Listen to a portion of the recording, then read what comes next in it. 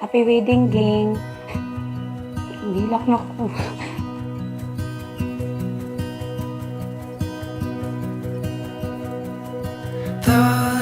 Karon kay ko ano gyud na nagit sa time nga pakaslan ako nimo. Thank you sa pag-love and care. Salamat sa tanan. Abot din sa punto nga ikasal lagi sa pilan to years.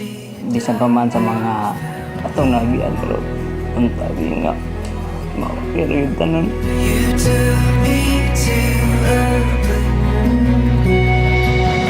Salamat sa pagpangga na mo inday. Buwan sa haning trap. Laba po yun. Happy na ta.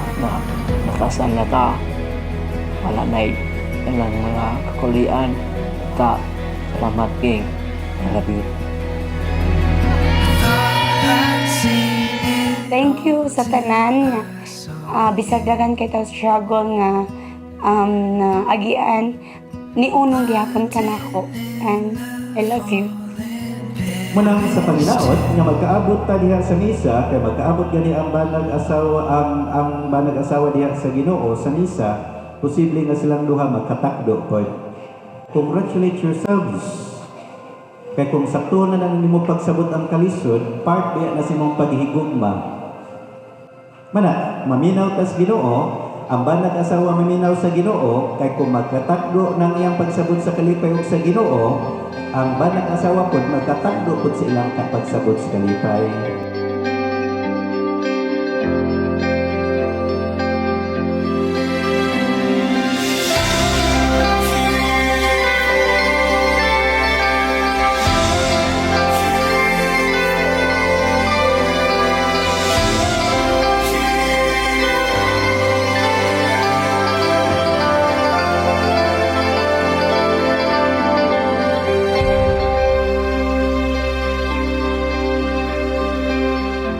Michelle, niyanhid ikaw sa imong kabubuton aron pagbukos kanunay sa imong kaugalingon diha sa paghigugmang pag-alagad sa imong bana. Oo, Padre. John Bien, niyanhid ikaw sa imong kabubuton aron pagbukos kanunay sa imong kaugalingon diha sa paghigugmang pag-alagad sa imong asawa. Oo, Padre. Tumanon ba niyo ang pag-agak sa mga anak nga ihatag kaniyo sa Dios aron mahimo mga maayong Kristiyanos? Michelle o John Bien, sa litbot, kamo magninyo, pagunitay kamo sa inyong tuong kamot. O gipahayag ang inyong tuyo tubangan sa Diyos o sa iyang simbahan. Michelle, kini si John Bien nga niya karibinhi, dawaton ba ninyo siya nga imong bana, sumala sa lagda sa tuninahan Santa Iglesia. Oo, akong dawaton. O yun ka ba nga iyong asawa? Oo, yun. Dawaton ba siya nga imong bana? Oo, dawaton. Yan din, kini si Michelle nga niya karon dinhi, dawaton ba nimo siya nga imong asawa, sumala sa lagda sa tunahan sa Iglesia. Oo, akong dawaton. O yun ka ba nga iyang bana? Oo, Dawaton ba siya nga imong asawa? Oo, dawaton. Isulot niya sinsing timaan sa paghigugma o pag-unong kanina. Sa ngalan samahan, sa anak, sa Espiritu Santo. John Ben, isulog kining singsing. Timaan sa akong paghigugma o pag-unong kanimo. Sa ngalan samahan, sa anak, o sa Espiritu Santo. I said too much and not enough.